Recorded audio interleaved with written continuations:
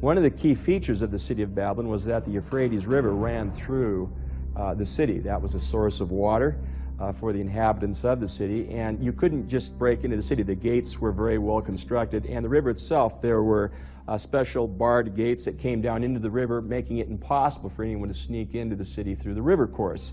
Babylon, in fact, was under the rule of Belshazzar when it fell, on the night that it fell, according to Daniel chapter 5, when the armies of Cyrus under this general came and they got into the walls, and the Greek historian refers to the idea that, in fact, the armies of Cyrus diverted the waters of the river Euphrates.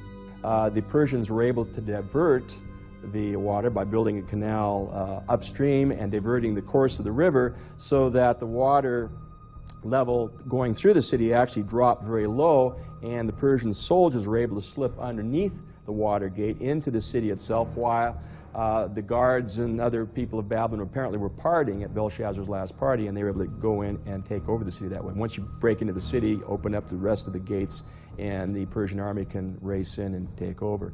Belshazzar gets reports that cities are falling. So is he celebrating because he feels secure? That's what many say. Is he celebrating to drown out the fact that he knows the empire is about to fall? That's what some say. In any case, he's feasting, and he brings out the beautiful goblets and vessels that were in storage from the Israelites' sanctuary, from Solomon's temple. And they're feasting. And they get very drunk, and then they see this writing on the wall.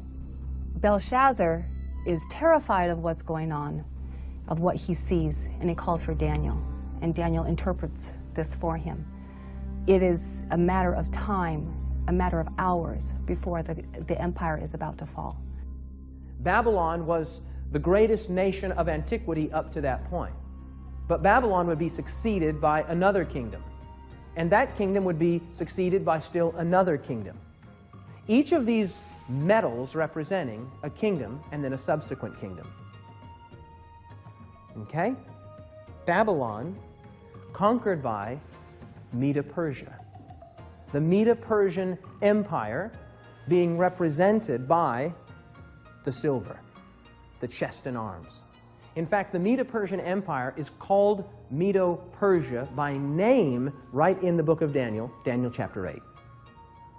Cyrus, king of Persia, with his general Ugbaru-Gobryas, took over in 539.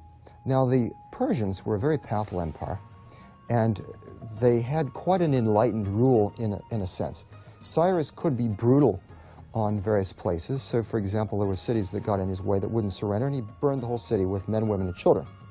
However, those cities that submitted to his rule, he was very nice to, and he in fact let captives go free to their homes, including the Jews, back to Judah, and he returned gods to their temples and did all kinds of things.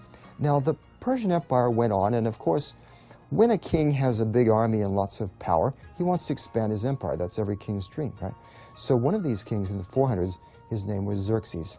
His Persian name, in Old Persian, which is his original native language, is Shayarsha. Well, that was hard for the Jews to pronounce, so they said Ahasuerus.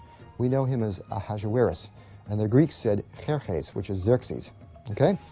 He was the husband of Queen Esther. The young girl Esther lived during the Persian period, during the time of Xerxes I. Now, the Bible and the biblical text, the king that eventually married this young Jewish girl was actually called Ahasuerus. Now, I don't know what Esther called him, whether she called him Shayarsha or Ahasuerus, but in any case, that was her husband. And this guy was power hungry. He was also really weird, he had a very short temper. And he wanted to conquer Greece. He invaded Greece, expanded the Persian Empire, the son of Darius, of course, and really established these major capital cities and palaces, finished them that his father Darius had started them, but he finished them, places like Susa and Persepolis in some of these fantastic cities of the Persian Empire. But you can imagine the Greeks never forgot what the Persians had done to them.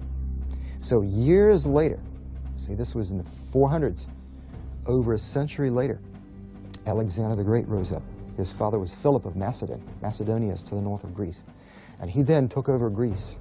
And the Greeks and the Macedonians had not forgotten what the Persians did, and they wanted revenge. And so they all got behind Alexander, and he went over and he defeated the main Persian army in 3 great battles, Issus, Granicus, and Arbela, in the 330s, captured Darius III, the last king. The Greeks had been in tension with the Persians for quite some time. There had been several conflicts. The Persians had tried to invade Greece several times. And ultimately, under Alexander the Great, he was able to put a stop to the Persians once and for all in this great battle where he takes on Darius the Persian and wipes out the Persian army. Alexander the Great, 331, on the field of Arbela, a marvelous battle in which, though he was outnumbered significantly, he defeats the Medo-Persian armies. Alexander had assembled a group of infantry and cavalry numbering about 49,000 men.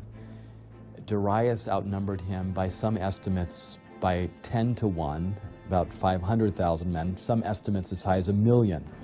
So you can see that Alexander was way outnumbered in that particular battle, but he had developed quite a few tactics, like the phalanx and other tactics from his father that he used very successfully in battle. And at one point in the battle, it got so intense that Darius just turned his horse around and fled, which was a signal for his entire army to do the same. And Alexander basically won battles several times that way, with Darius fleeing. If it had been a different king, if it had been a different time, and perhaps some biblical scholars quote the passage that says that God will strike fear into the hearts of kings. Perhaps this was a divine moment where God was deciding another empire was going to take over. Whatever the case may be, Alexander won when simply on human basis he shouldn't have won.